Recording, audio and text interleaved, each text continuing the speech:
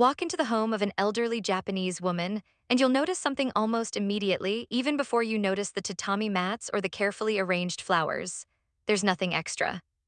Not in a sterile, empty way, but in a way that feels deliberate, like every single object earned its place through actual use, not habit, sentiment.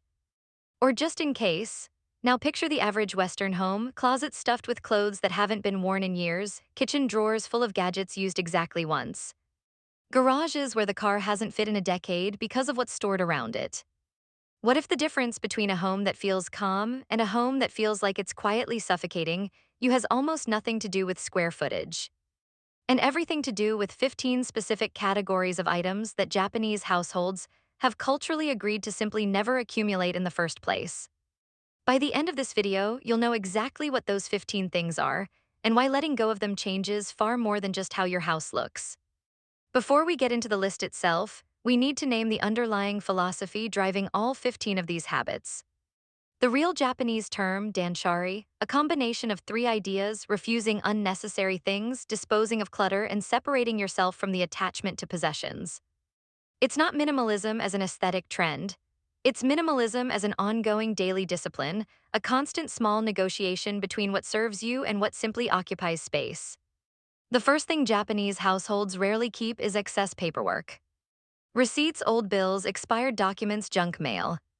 These get processed and discarded almost immediately rather than accumulating into the towering, "I'll deal with it later" piles common in many Western homes. The practice involves a small designated spot for incoming paper that gets emptied weekly. Nothing is allowed to simply pile up indefinitely. The second is unused kitchen gadgets. Single-purpose tools, an avocado slicer, a specific bread machine, a juicer used twice, are quietly rare in Japanese kitchens, which tend to favor multi-purpose tools used regularly over specialized tools used rarely. If something doesn't earn its storage space through frequent use, it doesn't stay. The third is excess clothing beyond what fits a defined, functional wardrobe.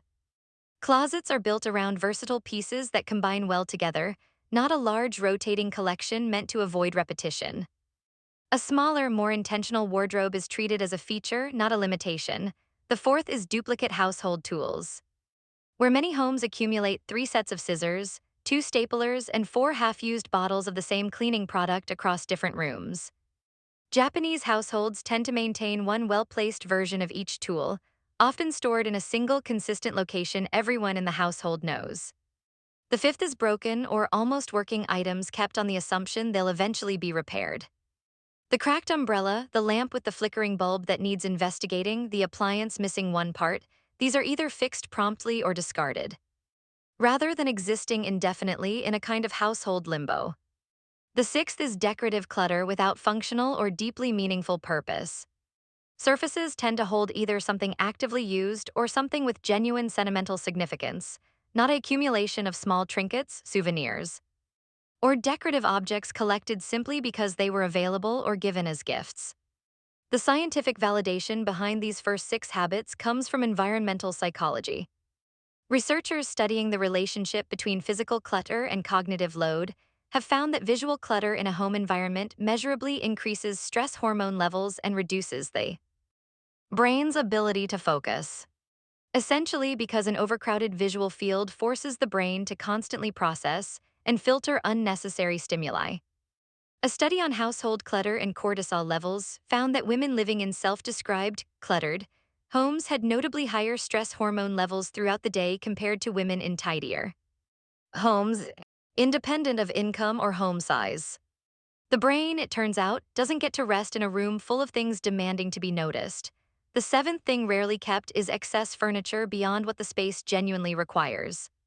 Japanese living spaces, often smaller by necessity, are arranged around exactly what's needed for daily function, with multi-purpose furniture, foldable tables, storage ottomans, favored heavily over single-use pieces that only serve one occasional purpose.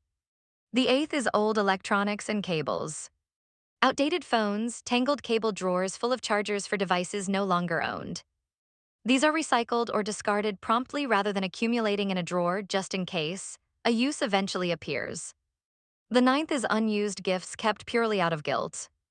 An item given by a relative that doesn't suit your taste or needs is, in many traditional Japanese households, either repurposed, gifted onward, or let go of entirely. The emotional connection is understood to live in the gesture of giving, not in permanently possessing the physical object itself. The 10th is excess linens and towels beyond a defined functional set. Rather than overflowing linen closets with mismatched sets accumulated over years, households tend to maintain a specific, sufficient number that gets used in rotation and replaced when worn, not endlessly added to.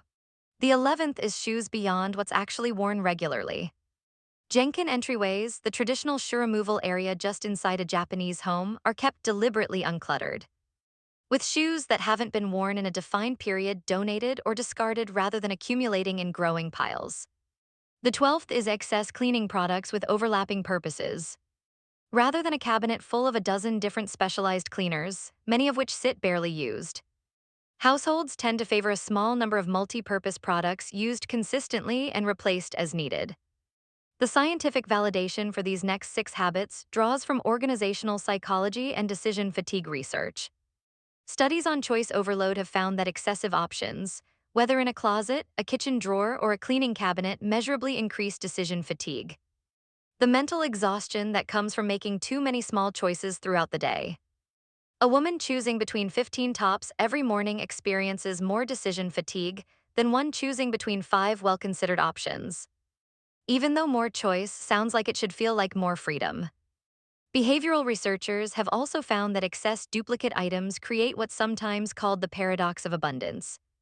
Having more of something often leads to using and appreciating each individual item less, not more. The 13th thing rarely kept is excess books and magazines beyond what's actively being read or genuinely revisited.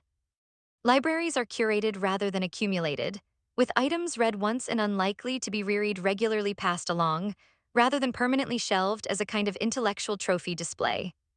The 14th is expired or rarely used pantry items. Japanese kitchens tend to maintain smaller, more frequently rotated pantries rather than large stockpiles accumulated during sales, reducing both wasted food and the visual chaos of an overstuffed cupboard.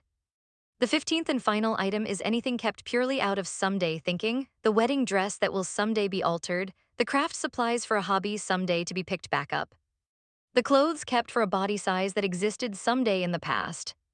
If an item's only justification for staying is a hypothetical future version of yourself, traditional Japanese household philosophy treats that as insufficient reason to keep occupying present space. The scientific validation for this final, perhaps most psychologically loaded category comes from research on what psychologists call aspirational clutter. Items kept not for current use but to represent an imagined future self. Studies have found that aspirational clutter is one of the hardest categories of possessions to release, precisely because letting go can feel like abandoning a hoped-for version of yourself, even when that version isn't actually being actively pursued. Researchers note that releasing these items, when done deliberately rather than through guilt or pressure, is consistently associated with reduced anxiety and a clearer sense of present moment identity, separate from an unrealized hypothetical one. As you've seen, the 15 things Japanese households rarely keep: excess paperwork, single-use gadgets, excess clothing, duplicate tools, broken items, decorative clutter, excess furniture, old electronics, guilt gifts, excess linens, excess shoes, excess cleaning products, excess books, expired pantry items, and someday items aren't really about owning less for its own sake. They're about making sure that everything remaining in your home actually earns its place through real use or real meaning, rather than simply existing because removing it felt harder than keeping it. None of these 15 categories require throwing away things you genuinely love or use. They require an honest, ongoing conversation with your own space about what's actually serving you right now, versus what's simply been allowed to accumulate by default. If this changed how you're going to look at your own closets and drawers, share it with someone whose home always seems to be quietly overwhelming them. This has been a look into the psychology and philosophy behind Japanese minimalism, not a prescription, a perspective. If this resonated, hit subscribe so you don't miss what's next, and drop a comment letting us know which of these 15 things you're getting rid of first. We'll see you in the next one.